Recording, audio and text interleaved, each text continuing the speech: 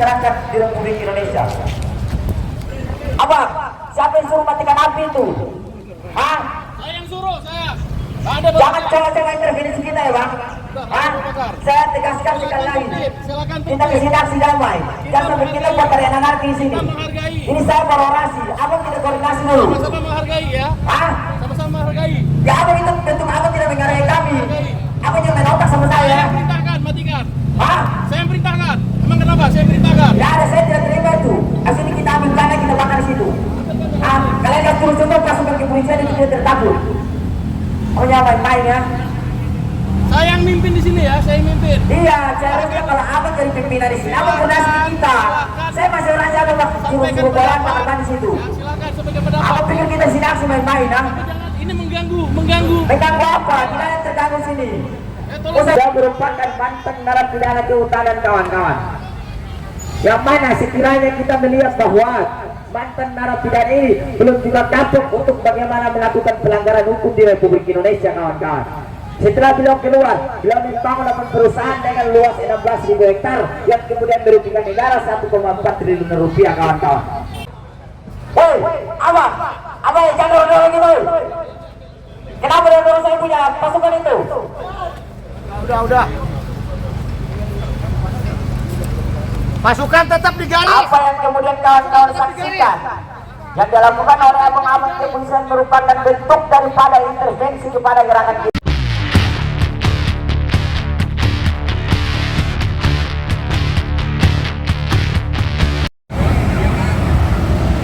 Pengelolaan kemudian kelapa sawit dengan 8 perusahaan yang dimiliki oleh Bapak Matius beserta anaknya Diandra, yang mana mereka tidak memiliki izin daripada pemerintah untuk melakukan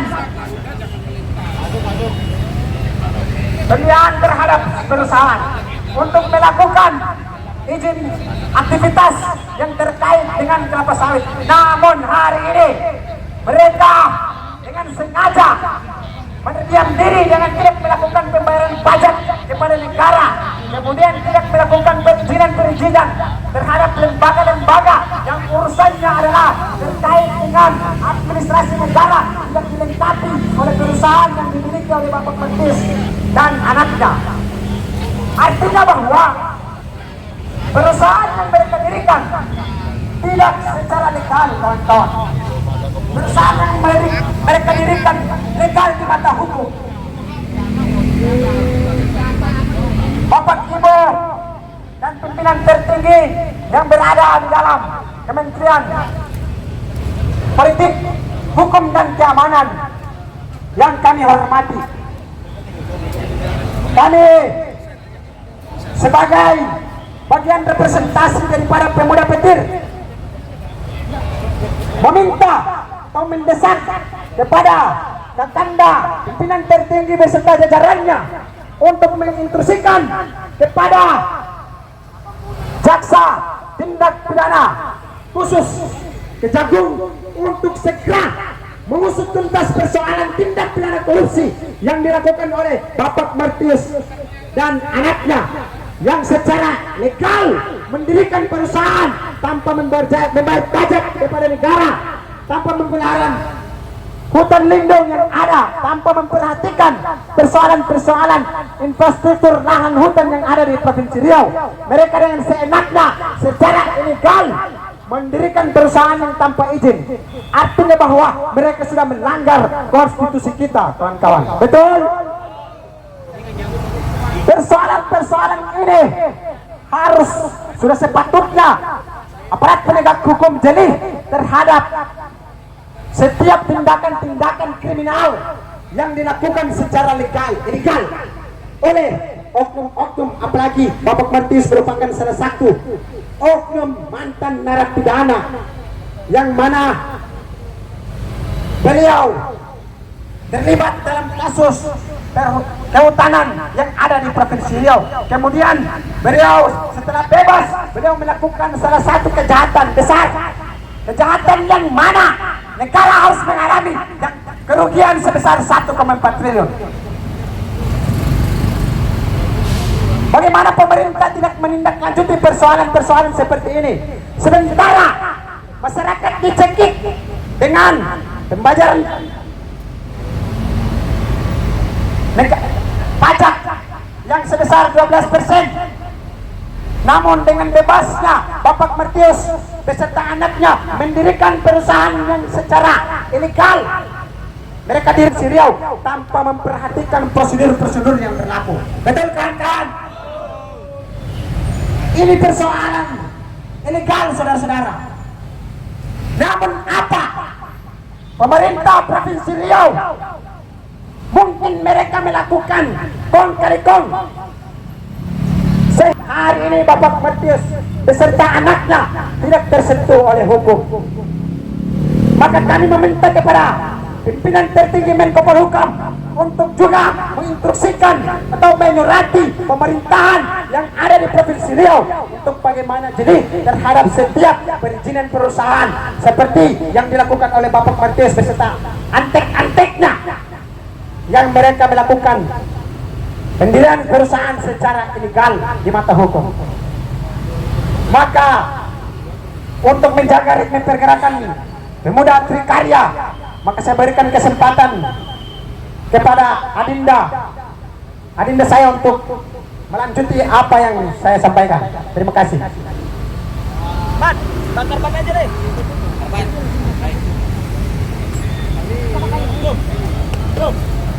Kawan-kawan, masih semangat kawan-kawan. Saya minta untuk 2 langkah ke samping kanan kawan-kawan. Yang pegang spanduk yang di belakang ke samping kanan. Abang kepolisian tolong minggir biar ditutup jalan aja biar mereka semua lihat masuk kendaraan. Kawan-kawan, 2 langkah ke samping kanan kawan-kawan. Jangan takut. Instruksi berada di atas mobil komando. Kawan-kawan, 2 langkah kawan-kawan. Abang kepolisian minggir dulu biar mereka ke samping kanan itu. Ke kanan aja, nggak perlu takut. Ke kanan aja dulu biar saya mulai orang sini. Kawan-kawan ambil ban kawan-kawan. Bakar ban, bakar.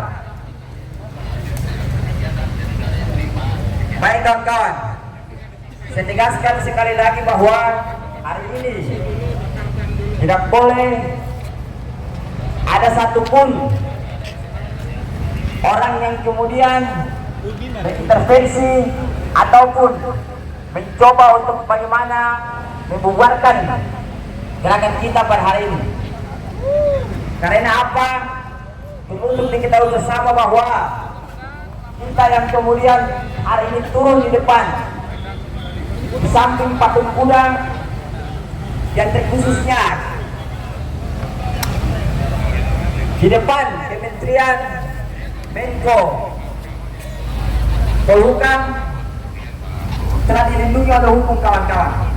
Bahkan kita sendiri diperintahkan oleh konstitusi untuk bagaimana menyuarakan segala bentuk pelanggaran hukum yang kemudian terjadi di atas tanah Republik Indonesia. Oleh itu saya sampaikan kepada kawan-kawan, jangan gentar. Hari ini kita berdiri di atas kebenaran kawan-kawan. Hari ini kita berdiri di atas tangisan-tangisan masyarakat Riau yang mana ada cukong-cukong di hadap jahanam yang kemudian mencoba untuk bagaimana menguasai tanah-tanah yang kemudian berada di Provinsi Riau dengan melawan hukum kawan-kawan. Yang mana seperti disampaikan oleh orang sebelumnya bahwa hari ini kita yang kemudian tergabung dalam Pemuda Trikarya atau disingkat PTRI itu sendiri hari ini membawa satu persoalan ataupun satu isu yang sangat krusial kawan-kawan, yang mana apabila tidak cepat untuk bagaimana ditindaklanjuti oleh para penegak hukum terkhususnya Menko Polhukam yang kemudian pucuk pimpinan tertingginya merupakan mantan Jenderal Kepolisian Bapak Budi Gunawan, yang mana saya kira bahwa beliau pasti paham terkait dengan persoalan-persoalan hukum yang kemudian hari ini terjadi.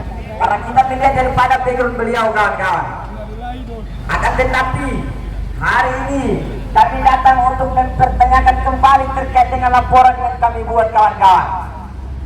Mengapa 8 perusahaan kelapa sawit yang besarnya 16 hektar, yang kemudian diduga ilegal berdiri di atas 16.000, yang kemudian berdiri di atas tanah Riau secara ilegal itu sampai sekarang bisa beroperasi dengan bebasnya kawan-kawan. Yang mana ia merupakan perusahaan tersebut merupakan milik daripada mantan narapidana kehutanan. Beliau merupakan Martius Pagiono dan anaknya Ciliandra Pagiono, kawan-kawan. Cukup seperti ini yang kemudian menyebabkan negara mengalami 1,4 triliun rupiah, kawan-kawan. Yang mana diduga bahwa beliau tidak membayar PBB, biaya perolehan hak tanah dan bangunan, dan juga pembayaran provinsi sumber daya hutan, kawan-kawan. Olehnya itu, negara yang kemudian mewajibkan PPN 12% kepada seluruh masyarakat miskin di Republik Indonesia. Akan tetapi hari ini kita dibuat kaget, dibuat takjub dengan apa, kawan-kawan? Apa yang dilakukan oleh Bapak Martius Pagiono dan juga anak Ciliandra Pagiono, yang kemudian memiliki 8 perusahaan tersebut dengan luas 16.000 hektar sampai hari ini tidak ditindak sesuai dengan prosedur hukum yang berlaku, kawan-kawan. Ini merupakan lelucon yang harus dipertontonkan kepada seluruh masyarakat Republik Indonesia, kawan-kawan. Yang mana mereka seperti dikatakan oleh Bapak Presiden Prabowo Subianto bahwa ia akan kemudian mengejar para antek-antek korupsi yang kemudian mencoba-coba bermain di Republik Indonesia. Akan tetapi hari ini kami mempertanyakan kembali statement yang dibuat oleh beliau. Mengapa sampai hari ini masih ada cukup besar seperti yang kemudian berkeliaran di Republik Indonesia, yang mana dampaknya sangat besar bagi masyarakat di Provinsi Riau sana, kawan-kawan. Tanah seluas 8 hektar yang kemudian dipakai secara ilegal, tidak membayar pajak kepada negara, yang kemudian menyebabkan negara mengalami kerugian yang cukup fantastis, 1,4 triliun rupiah, kawan-kawan. Akan tetapi sungguh ini sangat merugikan negara dan juga sangat merugikan masyarakat di Republik Indonesia. Abang, siapa yang suruh matikan api itu? Hah? Saya yang suruh, saya. Jangan coba-coba intervensi kita ya, Bang. Hah? Saya tegaskan sekali lagi. Kita ke sini aksi damai. Jangan sampai kita buat tarian anarki di sini. Ini saya berorasi. Abang kita koordinasi dulu. Sama-sama menghargai ya. Hah? Sama-sama menghargai. Ya abang itu bentuk abang tidak menghargai kami. Abang jangan main otak sama saya. Saya yang perintahkan, matikan. Hah? Saya yang perintahkan. Emang kenapa? Saya yang perintahkan. Ya ada, saya tidak terima itu. Asli ini kita ambil tanah, kita bakar di situ. Kalian yang turun contoh pasukan kepolisian itu tidak tertakut. Kamu main-main ya. Saya yang mimpin di sini ya, saya yang mimpin. Iya, seharusnya kalau abang jadi pimpinan di sini, abang koordinasi di kita. Saya masih orang jago, Pak. Suruh bola bakar di situ. Ya, silakan sebagai pendapat. Abang pikir kita sini aksi main-main, ha? Jangan, ini mengganggu. Mengganggu apa? Kita yang terganggu sini. Tolong Usah dihargai. jalan di semua biar tidak ada kendaraan. Abang ini main-main obat di sini. Baik kawan-kawan tentang komisi, kawan-kawan. Hari ini kita tunjukkan kepada Menteri Polhukam bahwa hari ini kita datang di sini tidak main-main. Hari ini kita datang di sini bukan hanya untuk berwisata, kawan-kawan, bukan hanya sekedar untuk berdiri, tapi hari ini kami datang dengan kajian yang matang. Kami datang bukan dengan kajian yang buta, kawan-kawan.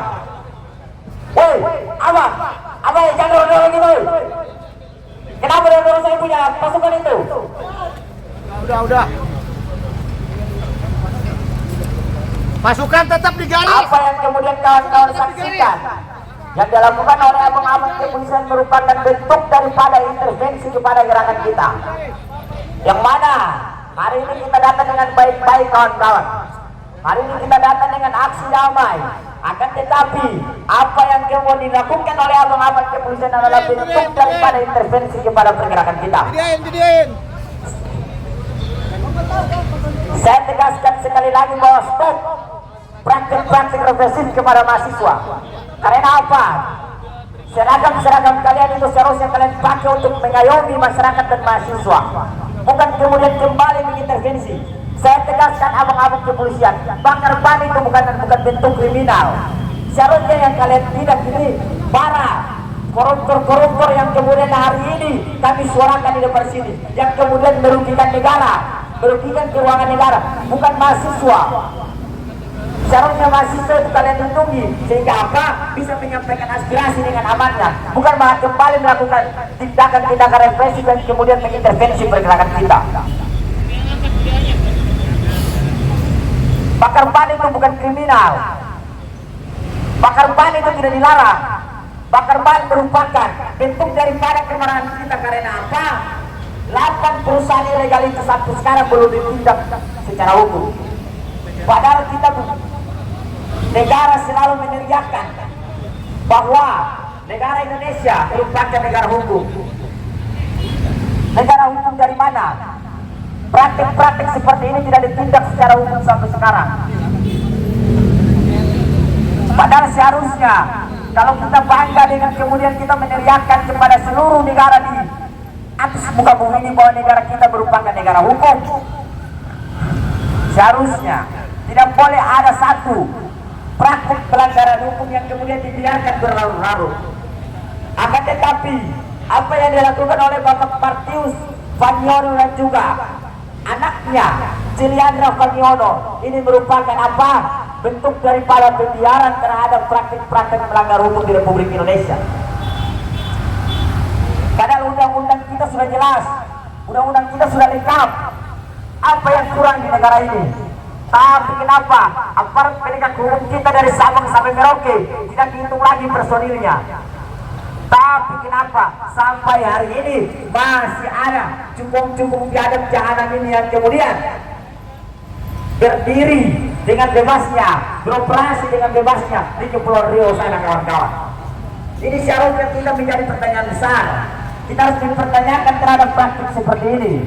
Apakah jangan sampai bahwa 8 perusahaan kelapa sawit ilegal tersebut kemudian bekerja sama dengan negara untuk bagaimana menghasilkan pundi-pundi rupiah.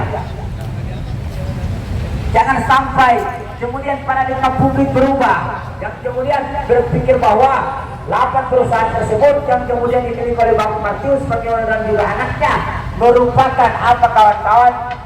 Merupakan orang-orang yang kemudian bekerja sama dengan negara untuk bagaimana merampas dan juga mengkorupsi apa yang kemudian menjadi hak rakyat yang kemudian berada di Provinsi Riau. 8 hektar itu bukan sedikit, kawan-kawan, itu begitu luas, dan hari ini ditanami kelapa sawit yang kemudian uangnya tidak sampai ke negara, kawan-kawan, yang kemudian uangnya masuk ke kantong-kantong pribadi Bapak Martius Vaniono dan juga anaknya itu, kawan-kawan. Maka sudah barang tentu apa yang kemudian dilakukan oleh Bapak Martius dan juga anaknya seharusnya diproses secara hukum dan ditangkap secepatnya, kawan-kawan. Karena apa? Kalau kita flashback ke belakang, beliau merupakan mantan narapidana kehutanan, kawan-kawan. Yang mana sekiranya kita melihat bahwa mantan narapidana ini belum juga kapok untuk bagaimana melakukan pelanggaran hukum di Republik Indonesia, kawan-kawan. Setelah beliau keluar, beliau membangun 8 perusahaan dengan luas 16.000 hektar yang kemudian merugikan negara 1,4 triliun rupiah, kawan-kawan. Berarti orang-orang seperti ini ketika ditangkap langsung dihukum mati saja, kawan-kawan. Karena apa? Kalau di penjara nanti dia bebas, nanti dia buat ulah lagi. Yang mana kemudian bukan hanya merugikan negara, tapi merugikan seluruh masyarakat Republik Indonesia, kawan-kawan.